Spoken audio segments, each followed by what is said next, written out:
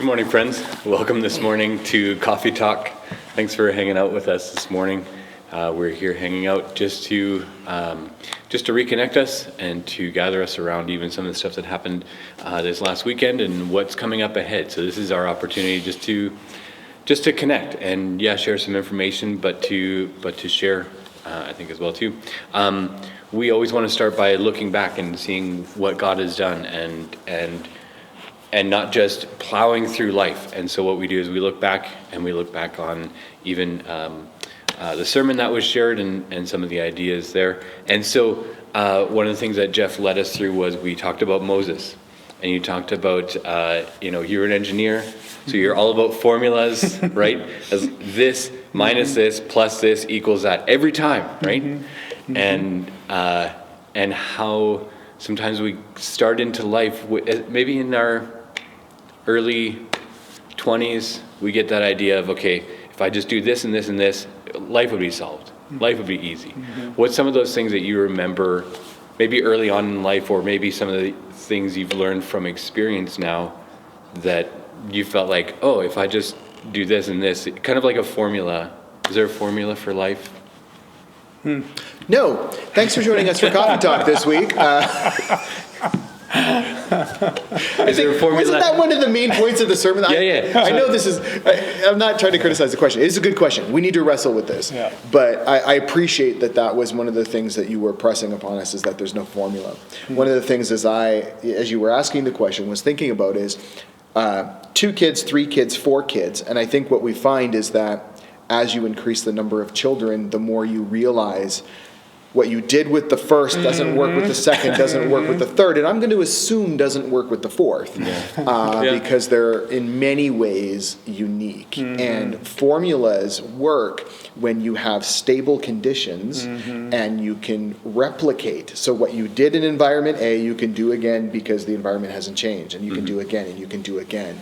And so that's, I think, why formulas don't work, because we are people. And every person has so many uniqueness about it. Like, I think about my siblings. 2 of them are twins, and yet so, unique. And all of us are not just living in different cities and different families, and different so many things. Yeah. But yet grew up in the same house, right? And in the same town, and had the same parents, and had the same, so much of same, but yet so unique. And I think as a parent, as someone who has dedicated their life to making followers of Jesus, it would be awesome if we could just have a formula, but it doesn't seem to be that way. But now tell us how there is actually something like a formula, Jeff, because that would be great. It's funny, and then I will go on with my next point. No, you hit exactly what I was trying to portray or explain on Sunday, that we want an easy formula. I do this, I get this. And really, it's about what I want. I want to enjoy life, so I put in the hard work. I want to have money, or I want to have things, or I want to have a spouse. And so I either become the person that does that, or I do the things that I need. So having said all that, I do have a formula for life that I think is God's formula. Right. Okay. And it's a common verse, Proverbs 3, 5, and 6. Trust in the Lord with all your heart. That's the formula. But it doesn't get us what we think we want necessarily, right? We think we want money. We think we want this. We think we want that. And when we trust in the Lord, it's actually giving up. And that's the formula. Give up to Jesus, right? So you heard it here, folks. Just give up. Submit is a better word. Yeah. Submit to Him. Right. Submit, right? Like, submit. It's you, God, that's in control, not me. I will do what you show me where to go. I will go. There's a song like that. I forget what that. I will follow. Where you go, I'll go. Exactly. Where you stay, I'll stay. Thank you, Jeff. That's good. One of the things that to put it slightly differently, how I've thought it through, would encourage people, if you're, I would just say this. It's kind of the principle of say yes and see what happens. But then the underlying of that is, how do you learn when to say yes? Because I think that's, we talk about something got great, but what does that look like? Well, it often looks like saying yes, but then the challenge is, how do we know when to do that? And I think that's part of discovering the formula, if you will, to use this kind of terminology, is how do we know when it's something to say yes to and when it's not? And when we And just say yes to God say and yes to see God, what yeah. happens, then, but also understanding that saying yes to God takes on different forms, right? We're not waiting for like that voice to come out of the burning bush, or that voice in the wilderness, or just that voice that we hear, you know, in wherever our quiet time takes place. But often it's in a person.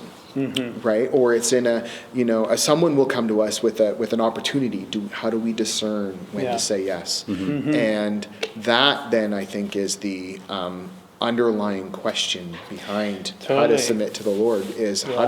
how do we know when to say yes and when to say no? And I've often said, it's simple, but simple's not easy, right? Like, so it's simple, trust in the Lord. Yeah, okay, simple, but easy? No. And it's, well, a lot of formulas in engineering are that way too. It's a simple formula. What do I put into the formula? Well, that takes wisdom and, you know, all Yeah. that stuff. So what do I say yes to?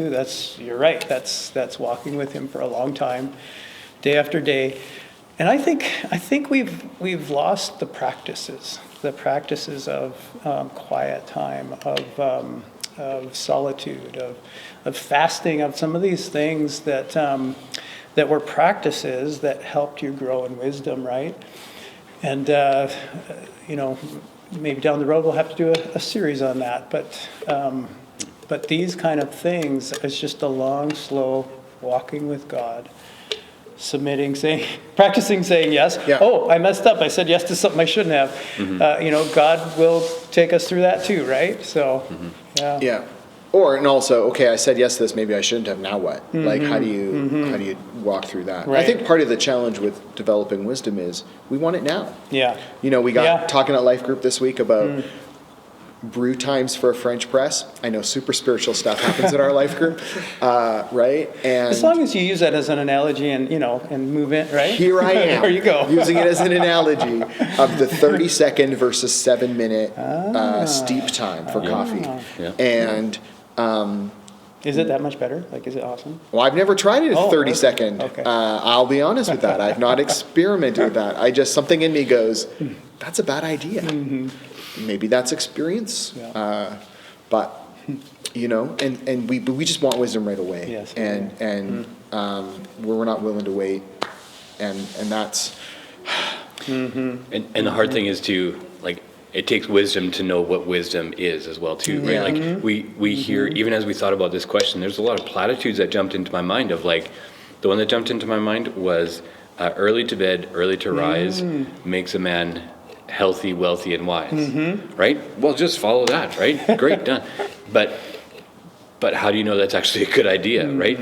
And is that the goal that you, right? Like, I think that's where even that Proverbs 3, 5, and 6, I would say 3, 5, 6, and 7, because we were also taught that as a package when we were growing up, that like, because trust in the Lord with all your heart and lean not on your own understanding, in all your ways acknowledge him and he will make your path straight. Verse 7 says, do not be wise in your own eyes, but fear the Lord and shun all evil. So even like, you know, but yet as we think about that and look at that, that's foundational.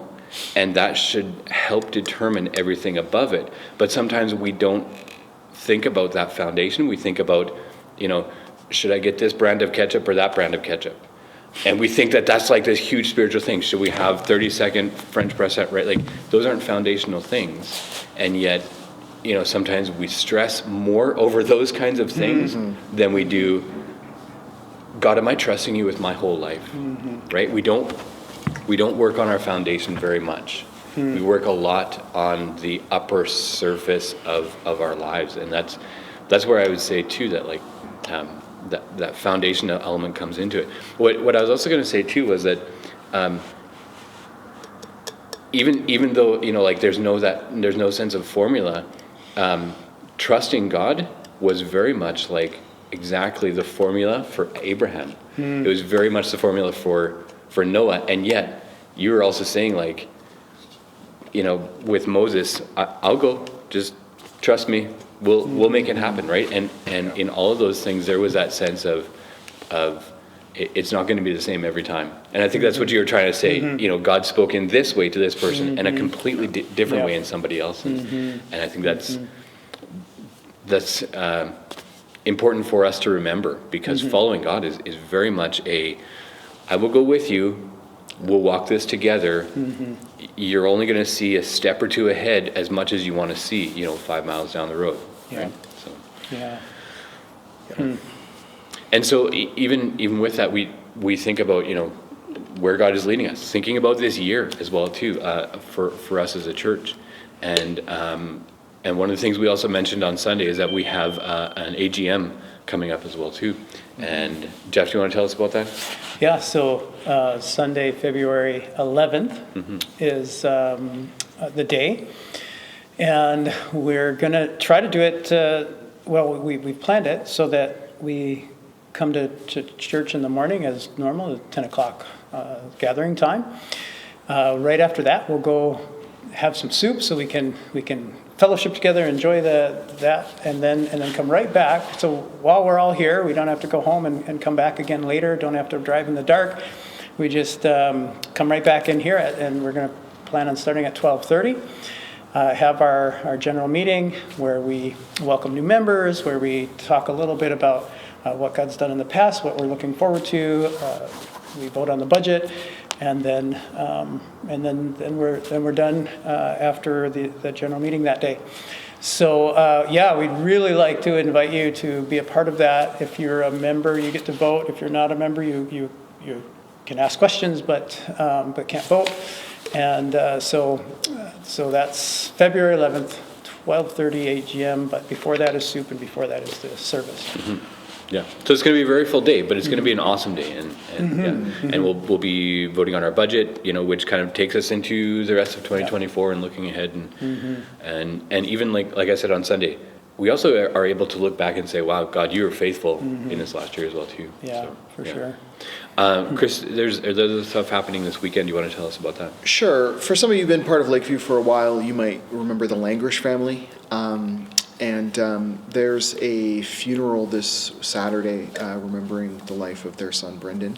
And for some of you that you don't know, and that's okay. But for some, like I said, who've been part of Lakeview for a while, you might want to be part of that. If you don't have the information, you can reach out to the office or me. And but it is Saturday afternoon in Kelowna. And there will be a few of us there. And so if you'd like to be part of that, just reach out and we'll get you the details. And and thank you for being a part of us, a part of our gathering this morning, part of Coffee Talk. Hopefully you're on your way to something wonderful this weekend as we are going to gather together on Sunday as well too. And let God lead you forward. Proverbs 3, 5, 6, and 7. Have a wonderful week.